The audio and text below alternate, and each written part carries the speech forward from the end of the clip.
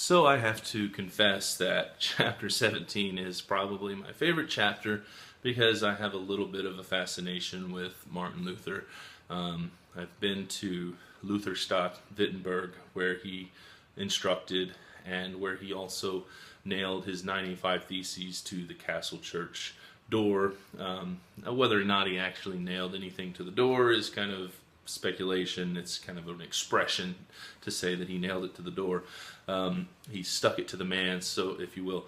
But I've walked where he walked. I've seen where he's buried, and he's just a really interesting guy who changed the world.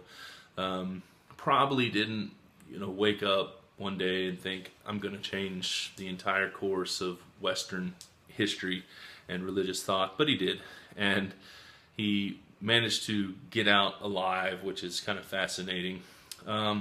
But chapter 17, we're going to look at, what was taking place in Germany with Martin Luther. There was also the rise of Calvinism and the Anabaptists, and the really interesting work that took place with John Calvin and his sort of predestination theology, which is widely held today in the Reformed tradition, and the Anabaptists who believed that you should be baptized as an adult, not a child, so that you could have an understanding of what your baptism represented, that it wasn't this supernatural thing that actually made a person saved. It was a decision that must be made consciously as an adult. And ironically, that's a widely held belief today in Protestant thought. Back then, the Anabaptists were killed for that belief system. They were thought to be out of their mind. In fact, they drowned many of them alive, forced them to jump to their death, all because they wanted to have an adult baptism. Anyway, so it was a very interesting time, and you'll be able to see kind of the basis of Lutheran thought and how it was sort of this affront to the Catholic Church at the time, and really the biggest problem that Luther had was with indulgences, which was the idea of buying your way out of purgatory, or buying a family member's way out of purgatory or hell, and he just, that was really his main beef, and he just despised this concept and said it wasn't anywhere in the Bible.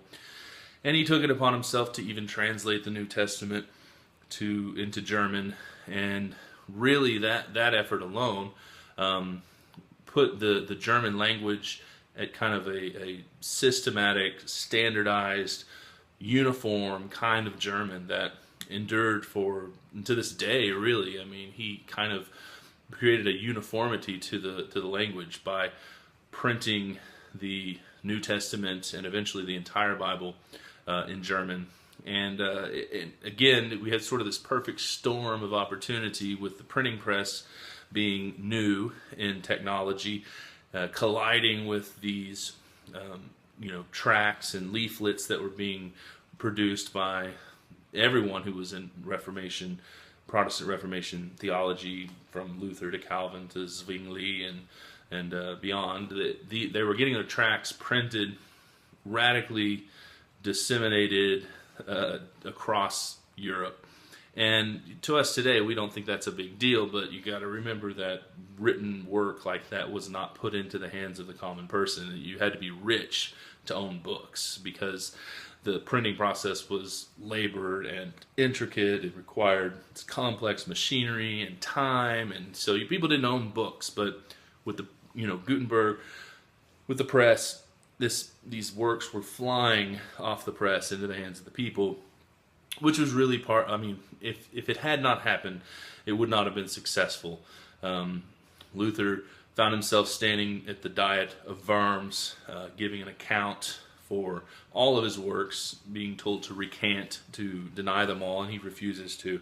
But because he was protected under Frederick the Wise, he was kidnapped and kind of whisked away to a castle called Wartburg Castle in Eisenach, and it was there that he began the translation process, that he was protected by the government of the day from the power and authority of the Emperor of Rome, and he kind of got away with it. So you'll see all this because we're going to watch the film Luther. It's one of the greatest movies. I mean, really, apart from it having a religious bent and really being put out there by the Lutheran Church, it's just a good movie. It really is a good film. Everything about it is just, it's creative, it's funny at times, it's great acting. It's not, I mean, it didn't take a high budget because it was set in the 1500s, so, but otherwise it's a good film. And so we're going to watch that, and I also included an article here that talks about a little bit of what I'm getting at here with his impacts with, taking the German language to the people. But Luther also had a extreme influence on reforming education and bringing education to people. So all of that will be covered in this chapter. So of course you do have to read the chapter, take the quiz, watch the film, and read the article. So hopefully maybe the little break that we had a couple of chapters ago, you'll make up for it with the amount of reading and viewing that you have to do this time. But really it's not that much. But it's all pretty fascinating stuff. We live today in a country that is sort of based on the ideals in many ways of the Protestant Reformation. And so it's undeniable that it had a tremendous impact and influence on the West as we know it, which ultimately impacted the entire world. So chapter 17, the Reformation, but we'll also look in the next chapter at the response of the Catholic Church, because they did notice there was a Reformation and they responded accordingly. And so we'll talk a little bit about that in the next chapter.